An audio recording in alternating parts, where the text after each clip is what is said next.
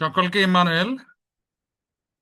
আমি এই সুন্দর সময় আমাদের মহান প্রেমময় পিতা ঈশ্বরকে ধন্যবাদ দেই যে তিনি আজকের এই দিনের জন্য আমাকে মনোনীত করেছেন, এবং আমি আমাদের বোন শার্লিনকে ধন্যবাদ দিই যে তিনি আমাকে খোঁজ করেছেন, যেন আমি আজকের দিনের জন্য এই সুযোগটি আমি পেতে পারি। আর সেই জন্যে আমি সেই বোনকে ধন্যবাদ জানাই, এবং বিশেষ করে আমাদের মিসেস বারিকদার, যিনি পরিচালনা করছেন, আমাকে আহ্বান করে সুযোগ দিয়েছেন, আমি তাকেও ধন্যবাদ দেই।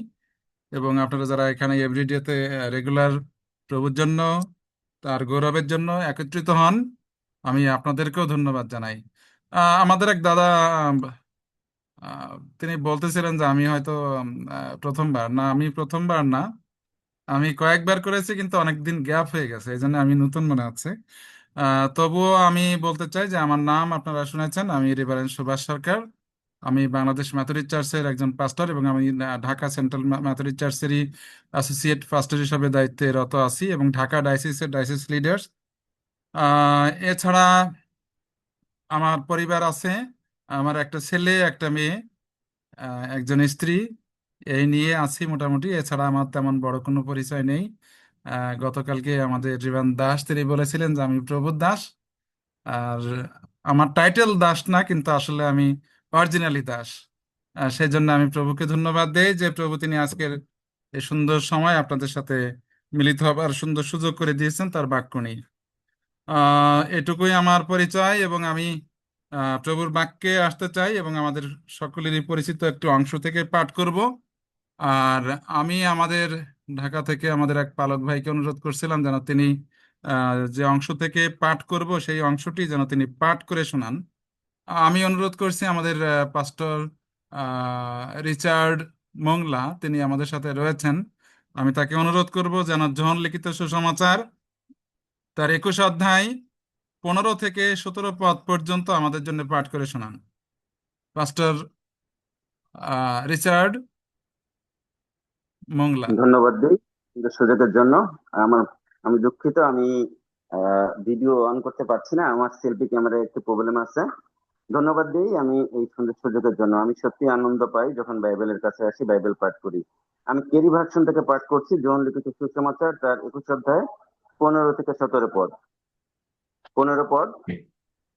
ভোজনের পর যিশু সিমন পিতরকে বললেন, যোহনের পুত্র সিমন, তুমি কি এদের চেয়ে আমাকে বেশি ভালোবাসো? তিনি বললেন, হ্যাঁ প্রভু, আপনি জানেন যে আমি আপনাকে ভালোবাসি। যিশু তাকে বললেন, আমার মেষ শাবকদের চড়াও।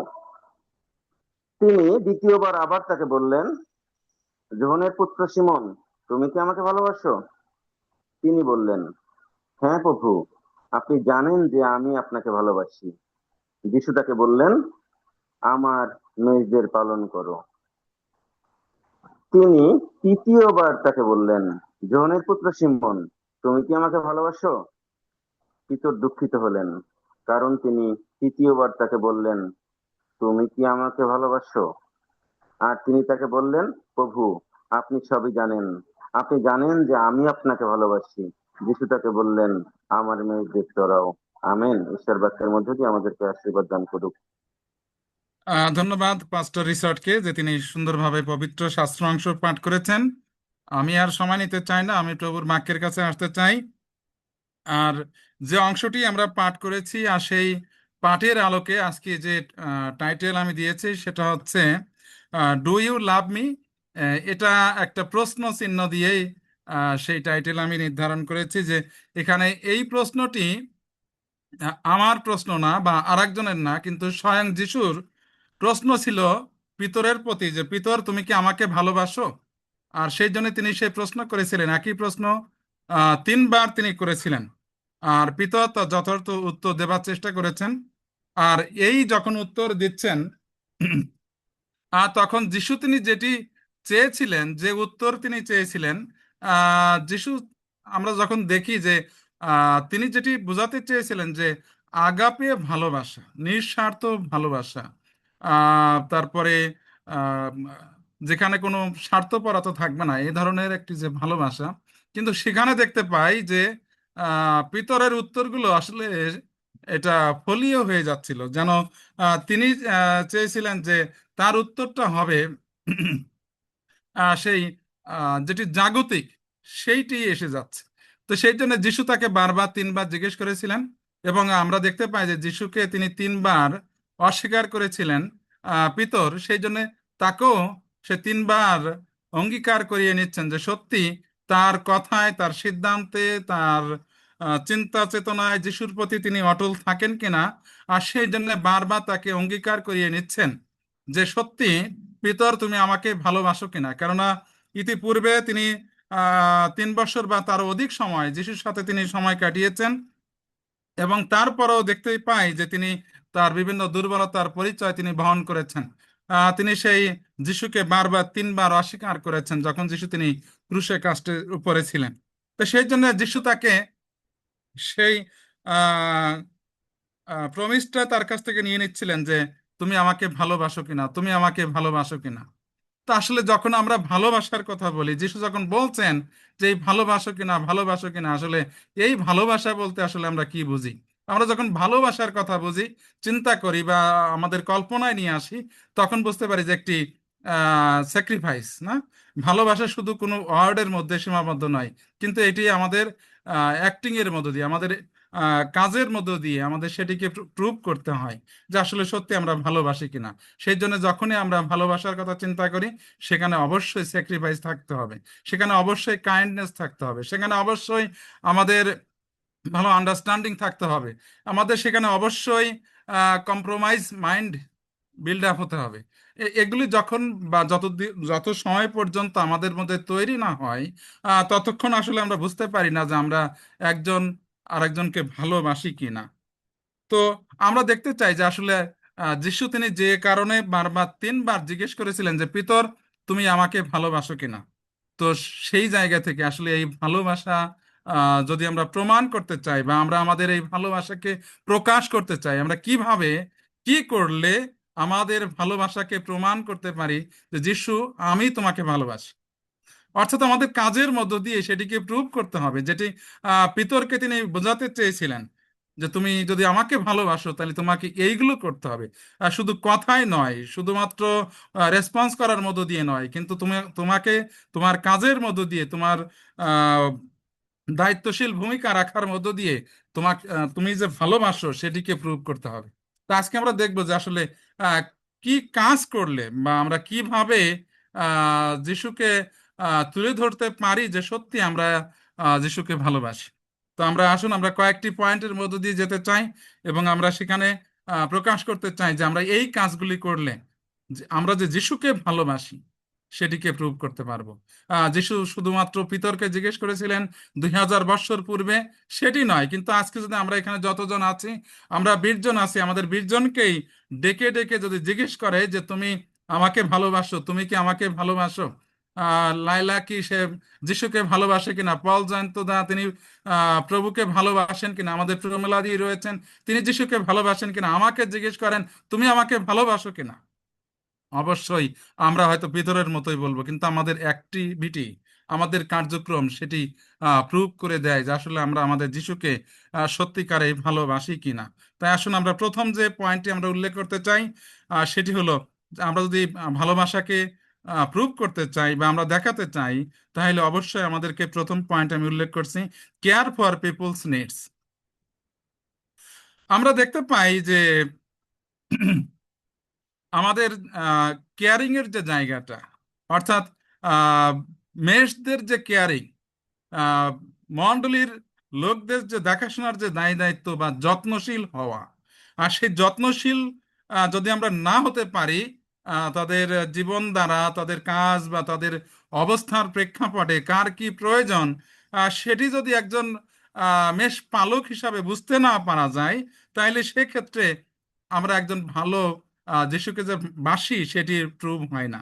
তো সেই জন্য আমাদের যে কেয়ারিং এর জায়গা, আমাদের মণ্ডলীর প্রতি, আমাদের সমাজের প্রতি, আমাদের মণ্ডলীর সদস্যদের প্রতি আমাদের যা করণীয়, সেটিকে উল্লেখ করতে গিয়ে যিশু তিনি বলছেন যে Yes. শুধুমাত্র তোমার মুখের বলাতে নয়, কিন্তু তুমি সেটিকে প্র্যাকটিক্যালি তুমি প্রুভ করো।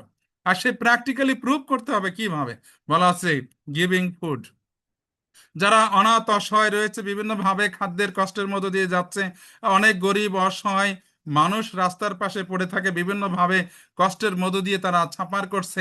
আমি একজন প্রভুর লোক হিসাবে আমি যখন যিশুকে ভালোবাসি, আমি সেটা কি কিভাবে দেখছি, আমি সেটা কি কিভাবে মূল্যায়ন করছি, যে আসলে আমি শুধু কি যিশুকে ভালোবাসি এটুকু বলেই আমি পার করে দিচ্ছি না, আসলে সেখানে আমার এই বৃহত্তর সমাজের জন্য অনেক মানুষ যারা এই কষ্ট দুঃখের মধ্য দিয়ে যায়, আমার তাদের জন্য কিছু করণীয় রয়েছে কিনা, সেই জায়গাটাকেই মূলত যিশু তিনি বোঝাতে চেয়েছেন, যে তুমি সেই জায়গাগুলিতে হাত দাও যেন সেখানে তুমি প্রুভ করতে পারো যে তুমি আমাকে ভালোবাসো। কারণ এই সৃষ্টির প্রতিটি সৃষ্টি প্রভুর, এবং প্রভু তিনি আমাদেরকে সৃষ্টি করেছেন, আমাদেরকে তিনি ভালোবাসেন, তিনি আমাদেরকে যত্ন নেন। সেই জন্যে আমরা যখন মথিলিখিত সুসমাচার তার 14 অধ্যায় যদি আমরা পাঠ করি, আর সেখানে আমরা দেখতে পাবো যে যিশু তিনি বিভিন্ন জায়গায় যেতেন এবং শিক্ষা দিতেন, এবং সেখানেও সে সুন্দর শিক্ষার বিষয় রয়েছে। সে 5,000 লোককে যিশু তিনি খাইয়েছিলেন। অর্থাৎ তিনি যে শিক্ষা দিচ্ছিলেন তাকে অনুসরণ করে হাজার হাজার লোক যেখানে সমবেত হয়েছে, তিনি তাদের প্রতি বলছেন যে আমি করুণাবিষ্ট হইলাম। এবং তিনি সেখানে অনেক অলৌকিক কার্য তিনি সাধন করলেন। তিনি বুঝতে পেরেছিলেন যে আমার এই জনগণের জন্য এই কাজগুলি দরকার রয়েছে।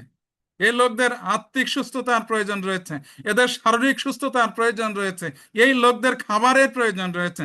আর তাই তো খ্রিস্ট তিনি তাদের প্রতি করুণাবিষ্ট হয়ে তিনি তার সে দায়িত্বশীল ভূমিকা তিনি রেখেছিলেন।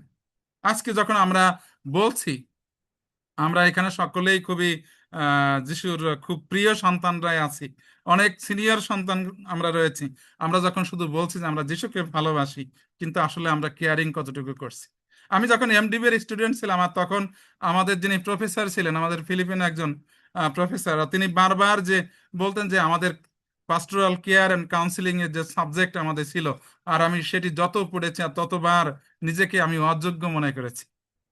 আমি একজন পাস্টর হিসেবে আমাকে অযোগ্য আমি নিজেকে প্রুভ করেছি যে আসলে সত্যি আমার মণ্ডলীর জন্য, আমার লোকদের জন্য যা করণীয়, আর সেটি আমি যথার্থ রূপে করছি না। আমি তাদের জন্য সময় দিচ্ছি না, তাদের কেয়ারিং এর জন্য যে যা যা করণীয় আমি সেটি করতে পারছি না।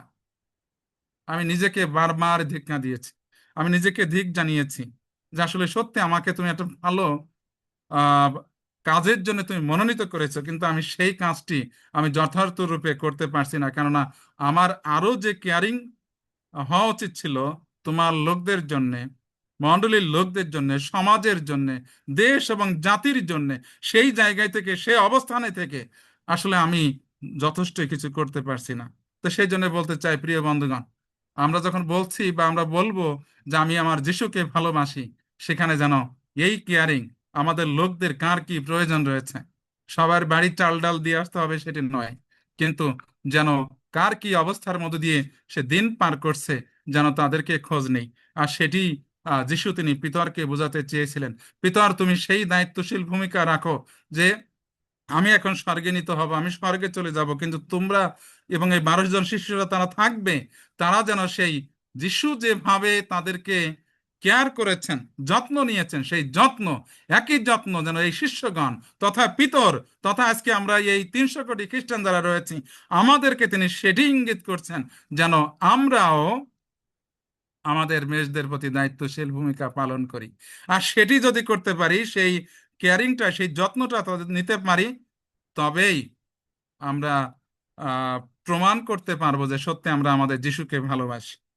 তো সেই জন্যে যিশু যেভাবে খুব তৎপর ছিলেন, তিনি তার মিনিস্ট্রির মধ্য দিয়ে, তার সমস্ত কাজের মধ্য দিয়ে, তার সমস্ত সমস্ত কিছুর মধ্য দিয়ে, শিক্ষা দীক্ষা যাই বলি না কেন, তিনি সর্বদাই তিনি তার লোকদের জন্য চিন্তা করেছেন।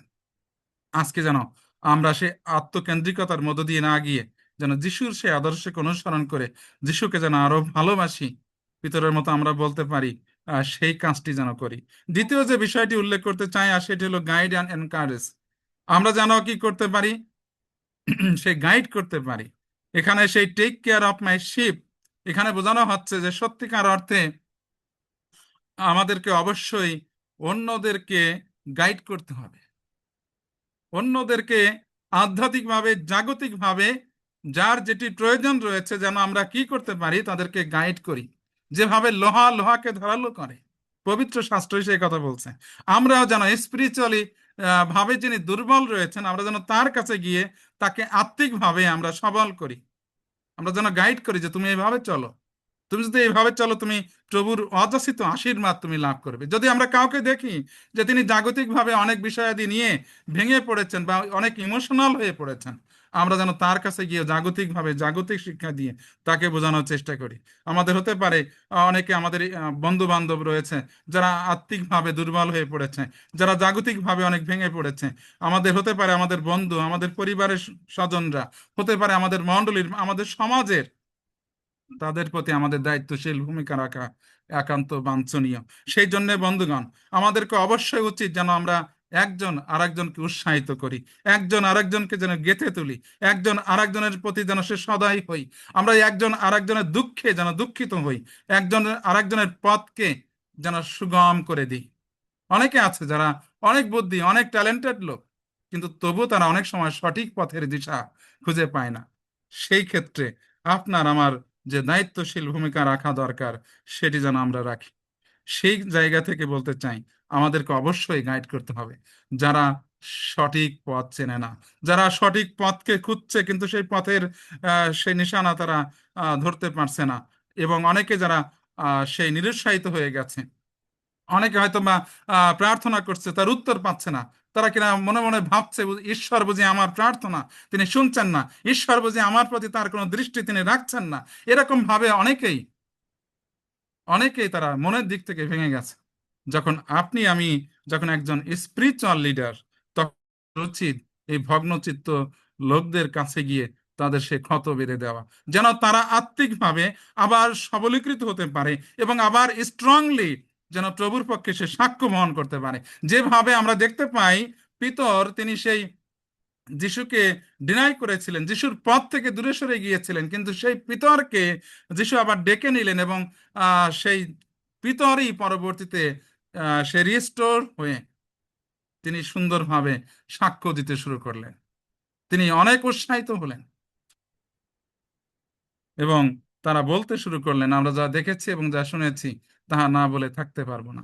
অর্থাৎ তাদের মধ্যে সেই শক্তি ছিল, যারা কিনা ভেঙে গিয়েছিল, যারা ছিন্ন ভিন্ন হয়েছিল, যাদেরকে আর খুঁজে পাওয়া যাচ্ছিল না, কিন্তু তারাই ভাবে উৎসাহিত হয়েছিলেন। প্রিয় বন্ধুগণ, আপনাকে আমাকে সেই দায়িত্বই প্রভু তিনি দিয়েছেন। আমরা যদি বলি যে আমরা যিশু তোমাকে ভালোবাসি, তাহলে আপনাকে অবশ্যই গাইড করতে হবে, আপনাকে অন্যের পথ প্রদর্শক হতে হবে, আপনাকে অবশ্যই অন্যকে উৎসাহিত করতে হবে। সেটি যখন আপনি আমি করতে পারবো, কেবল তখনই আমরা তাকে যে ভালোবাসি সেটি প্রুভ করতে পারবো। সেই জন্য আমাদেরকে অবশ্যই অন্যদেরকে সে ভালো উপদেশ দেওয়ার মধ্য দিয়ে, সুন্দর পথ দেখানোর মধ্য দিয়ে, তাদেরকে সঠিক লাইনে নিয়ে যাবার জন্য আমাদের যা যা করণীয় আপনার এবং আমার অবস্থান থেকে, সেটি যখনই আমরা করব, তখন আমরা যিশুকে ভালোবাসবো। তৃতীয় যে বিষয়টি উল্লেখ করতে চাই, আর সেটি হলো বি প্যাশেন্ট অ্যান্ড ফরগিভিং। আমাদেরকে অবশ্যই সেই ধৈর্যশীল হতে হবে এবং ক্ষমা করতে হবে। আমরা যদি সেই পিতরের কথা আবার ফিরে আসি, যে পিতর তিনি যিশুকে বারবার 3 বার তিনি অস্বীকার করেছিলেন এর পূর্বে, এই আহ্বানের পূর্বে। কিন্তু যিশু তিনি কি করেছেন তাকে? যিশু তাকে বলেন নাই, তাকে দোষারোপ করেন নাই যে পিতর, আমি যখন খুব ক্রান্তি লগ্নে ছিলাম, আমি যখন অত্যন্ত কষ্টের মধ্যে ছিলাম, আমি যখন অনেক ব্যথিত ছিলাম, আমি যখন অনেক ভেঙে পড়েছিলাম, তুমি শিষ্যদের মধ্যে অনেক সিনিয়র, তুমিই সিনিয়র, তুমি আমার পাশে থাকবে, আমার পক্ষে দুটি কথা বলবে, কিন্তু তুমি সেটি করো নাই, বরং তুমি আমাকে অস্বীকার করেছো। সেই জন্য তাকে তিনি দূরে ঠেলে দিয়েছেন তা নয়, কিন্তু আমরা দেখতে পাই সেই অস্বীকার করা সেই পিতরকে তিনি আবার রিস্টোর করেছেন, এবং তিনি কি করেছেন? তাকে ভালোবেসেছেন। তিনি তার প্রতি কোনো আহ আক্ষেপ না রেখে, তার উপরে কোনো সেই আহ, কোনো জোরালো ভাবে রিবিউক না করে, তাকে তিনি রিস্টোর করেছেন এবং তাকে ভালোবেসে তাকে আবার কাছে টেনে নিয়েছেন। আজকে যদি আমাদের এই বর্তমান প্রেক্ষাপটে আমরা দেখি, আমাদের মণ্ডলীতে, আমাদের পরিবারে, আমাদের সমাজে, আমরা সেখানে কি দেখছি আসলে? আমাদের মধ্যে সেই প্যাশন কি দেখতে পাই? প্যাশন দেখতে পাই না। আমরা দেখতে পাই যে একজন আরেকজনের প্রতি কিভাবে রুক্ষ হয়ে উঠছে। সেখানে আমরা দেখতে পাই না যে আমরা যিশুর সন্তান বা আমরা তাকে ভালোবাসি। আমরা দেখতে পাই না যে আমরা একজন আরেকজনকে ক্ষমা করছি। আমাদের সামান্য সুযোগ সুবিধার জন্য, একটু পদের জন্য, একটু ভালো মণ্ডলীতে একটু নাম যাতে আমার হয় সেই জন্য না, আমরা একজনের সাথে আরেকজনের যখনই দ্বন্দ্ব বেঁধে যাই, আমরা তাদের সাথে আর মিশতে চাই না, তাদের সাথে আর এক হতে চাই না, তাদের সাথে একসাথে মিটিং এ বসতে চাই না, একসাথে কথা বলতে চাই না। একজন আরেকজনকে দেখলে আমরা পাশ কাটিয়ে চলে যাওয়ার চেষ্টা করে থাকি। কিন্তু এটি যখন আমরা করি, তখন কি প্রমাণিত হয় যে সত্যি আমরা যিশুকে ভালোবাসি? না। সেই জন্য যোহন তার 13 অধ্যায় যদি আমরা পাঠ করি, সেই 34-35 পদে সেখানে বলা আছে যেন আমরা পরস্পর প্রেম করি। যখন আমাদের মধ্যে প্রেম থাকবে, আর সেই প্রেম দেখেই লোকেরা বুঝবে যে আমরা তার শিষ্য। আজকে যখনই আমরা শিষ্যত্বের কথা চিন্তা করি, আমরা যখন তার লোক হিসাবে দাবি করি, যখন আমি একজন পালক বা প্রচারক হিসাবে দাবি করি, তখন আমার মধ্যে সেই প্যাশন কোথায়? তখন আমার মধ্যে সেই ক্ষমাশীল মানসিকতা কোথায়? সেটিকে দেখতে পাওয়া যায় মণ্ডলীতে? না, আমি দেখি সেই জায়গায় আমাদের অনেক ঘাটতি রয়েছে, সেই জায়গাটা থেকে আমরা অনেক পিছিয়ে আছি। সেই জন্য প্রিয় বন্ধুগণ, আমাদের যা করণীয়, আমরা যেন অবশ্যই আমাদের মধ্যে সেই ধৈর্যশীল মানসিকতা তৈরি করি, আমরা যেন ক্ষমা করতে শিখি। কেননা যিশু তিনি সেই ক্ষমা বিষয়ে যেমন শিক্ষা দিয়েছেন, যেমন তিনি থিওরিক্যালি শিক্ষা দিয়েছেন, তিনি তদ্রূপ ভাবে প্র্যাকটিক্যালিও তিনি সেই প্রুভ করেছেন। তিনি আপনাকে আমাকে ভালোবেসে নিজ জীবনকে উৎসর্গ করেছেন। কিন্তু যখন আমরা চিন্তা করি আমরা একজন খ্রিস্টান, আমরা সেই যিশুকেই অনুসরণ করি, আমার মধ্যে ক্ষমা কোথায়? পিতর তিনি জিজ্ঞেস করেছিলেন, যিশু, আমার ভাই যদি আমার এগেনস্টে অন্যায় করে, আমি তাকে কতবার কতবার ক্ষমা করবো? আমি কি 7 বার পর্যন্ত ক্ষমা করব?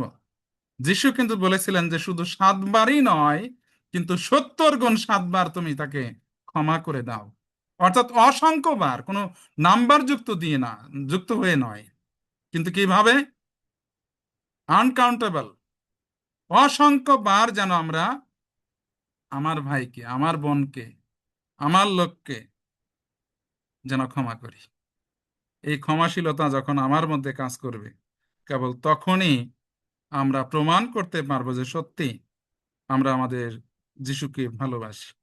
আমরা যেন অন্যকে, যে অন্যায় করছে বা যার সাথে আমার ক্লাস রয়েছে, সেই জায়গায় তাকে ক্ষমা করার মধ্য দিয়ে তাকে আরেকটি বার সুযোগ করে দিই, যেন সেও রিস্টোর হতে পারে, যেন সেও প্রভুর সান্নিধ্যে আসার মধ্য দিয়ে তার জীবনের যে পরিবর্তন, সেটি যেন তিনি ঘটাতে পারেন। তো সেই জন্য প্রিয় বন্ধুগণ, আমি উল্লেখ করতে চাই, আজকে আমরা এখানে রয়েছে অনেকেই, আমরা অধিকাংশই আমরা মিনিস্ট্রি লাইনের লোক রয়েছে, আমাদের মধ্যে যেন সেটিকে খুঁজে পাওয়া যায়, আমাদের মধ্যে যেন সে প্যাশন থাকে, আমাদের মধ্যে যেন সে ফরগিভিং থাকে, সে ক্ষমাশীলতার মানসিকতা যেন থাকে। সেটি যখন আমরা কন্টিনিউ করতে পারবো, কেবল তখনই প্রুভ হবে যে আমরা যিশুকে ভালোবাসি। চতুর্থ যে বিষয়টি আমি উল্লেখ করতে চাই, আর সেটি হলো সার্ভ হাম্বলি। যিশু পিতরকে বলেছিলেন, তুমি কি আমাকে ভালোবাসো? আর তখন কিন্তু তিনি বলেছিলেন, হ্যাঁ প্রভু, তুমি জানো আমি তোমাকে ভালোবাসি। আর তখন কিন্তু তাকে সার্ভের কথা বলা হয়েছে, কি? ফিড মাই ল্যাম্বস, টেন্ড মাই শিপ, ফিড মাই শিপ। অর্থাৎ তিনি তার মেষদের দায়িত্বের ভার তার উপরে দিচ্ছেন, যে তুমি আমার এই মেষদেরকে তুমি দেখো, তাদেরকে চড়াও, তাদেরকে তুমি দায়ভার তুমি গ্রহণ করো। আজকে ঈশ্বর আপনাকে আমাকে দায়িত্ব দিয়েছেন, কোনো না কোনো জায়গা থেকে, কোনো না কোনো অবস্থানে থেকে আপনি আমি সেই প্রভুর সেই সেবা দিয়ে যাচ্ছি। সেখানে কতটুকু আমার হাম্বলনেসটা আমরা দেখাতে পারছি, আমার বিনম্রতা আমি কোথায় কখন কোন সময় দেখাচ্ছি। কিন্তু আমরা ভিন্ন চিত্র আমরা দেখতে পাই, যখন কেউ কোনো পজিশনে যায়, ভালো কোনো দায় দায়িত্বে আসে, তার মধ্যে দেখতে পাই অনেক রুক্ষতা, তার মধ্যে আর হাম্বলনেস থাকে না, তার মধ্যে আর বিনম্রতা থাকে না, তার মধ্যে যেন আর ভালোবাসা খুঁজে পাওয়া যায় না। সে হয়ে ওঠে একজন রুক্ষ মানবে পরিণত হয়ে সে নিজেকে প্রমাণ করতে চায় যে সত্যি সে যিশুকে ভালোবাসে না, কিন্তু যিশুর নাম নিয়ে সে ঠিকই মজা করতে চায়, সে সুবিধা নিতে চায়, কিন্তু তার মধ্যে সেই সেবার মানসিকতা আমরা খুঁজে পাই না। যিশু তিনি এসেছিলেন, তিনি বলছেন যে আমি এসেছি যেন তোমরা জীবন পাও এবং জীবনের উপচয় পাও, এবং আমি সেবা পেতে আসিনি কিন্তু সেবা করতে আসছি। কিন্তু আমরা যখন কোনো দায়িত্বের মধ্যে যাই তখন মনে করি যে আমার থেকে আর বড় কে আছে, তার মানে সেখানে হাম্বলনেস সেখানেই শেষ। আমি যে ভালোবাসি না সেটির প্রমাণ সেখানে দেওয়া হয়ে যায়। তো সেই জন্যে ঈশ্বর যখন আপনাকে আমাকে কোনো দায়িত্ব দিয়ে ব্যবহার করছেন, যেন সেই যে দায়িত্ব আপনি পালন করছেন সেখানে যেন হাম্বলনেস থাকে। আর প্রভু তিনি এই জন্যই জিজ্ঞেস করছেন যে তুমি আমাকে ভালোবাসো কিনা, যেন অর্থাৎ তিনি সেই দায়িত্ব দিতে চান, যেন সেই দায়িত্ব আপনি আমি যেন সে হাম্বেলি সে বিনম্রতার সহিত আমার সেই দায়িত্ব আমি পালন করি। যিশু তিনি সেই পিতরকে ডেকেছিলেন, তিনি অনেক পাওয়ারফুল ম্যান হবেন সেই জন্য নয়, কিন্তু যিশু পিতরকে ডেকেছিলেন যেন সেই পিতর যিশুর লোকদেরকে বা যিশুকে যেন সেবা করে। বলা আছে true love is humble service, অর্থাৎ সেই সত্য ভালোবাসা যখন থাকে তখন সেই আমাদের সেবার মধ্য দিয়ে সে বিনম্রতার প্রকাশ আমরা ঘটিয়ে থাকি বা দেখিয়ে থাকি। তো সেই জন্য প্রিয় বন্ধুগণ, আমরা যেন অবশ্যই আমাদের সেই সেবার মধ্য দিয়ে বিনম্রতার প্রকাশ যেন করতে পারি, এবং যদি সেটি করি তবেই প্রমাণিত হবে যে সত্যি আমরা যিশুকে ভালোবাসি। শেষ যে বিষয়টি বলে শেষ করতে চাই আর সেটি হলো শো কনসিস্টেন্ট লাভ। শো কনসিস্টেন্ট লাভ, সে নিবিড় ভালোবাসা যিশুর প্রতি যেন আমরা দেখাতে পারি। একচ্ছত্র যে ভালোবাসা সেটি যেন আমরা দেখাতে পারি। আর সেই জন্য যিশু কিন্তু বারবার তিনবার পেতরকে ডেকেছিলেন এবং তাকে শিক্ষা দিয়েছিলেন। এই বারবার ডাকার অর্থ যে তাকে শিক্ষা দেওয়া, কেননা সে বারবার তিনবার যিশুকে ডিনাই করেছে এবং তিনি বারবার কাছে ডেকেছেন। তাকে একবার ডেকে শেষ করতে পারতেন, তিনি একবার বলে শেষ করে দিয়ে আহ অন্যদিকে অন্য কাউকে খুঁজতে পারতেন, কিন্তু না, তিনি তার কাছে এসেছেন এবং তাকেই তিনি ধরে তার পক্ষে সে সাক্ষ্যমর করবেন বিধায় তাকে তিনি ধরেই ছিলেন। আমরা অনেক সময় আমরা অনেক সময় মনে করি যে এই ভালোবাসা ওয়ান টাইম ভালোবাসার মতো না। এখন আমাদের ছেলে মেয়েদের ভালোবাসাগুলো দেখি যে সব অন টাইমের মতো।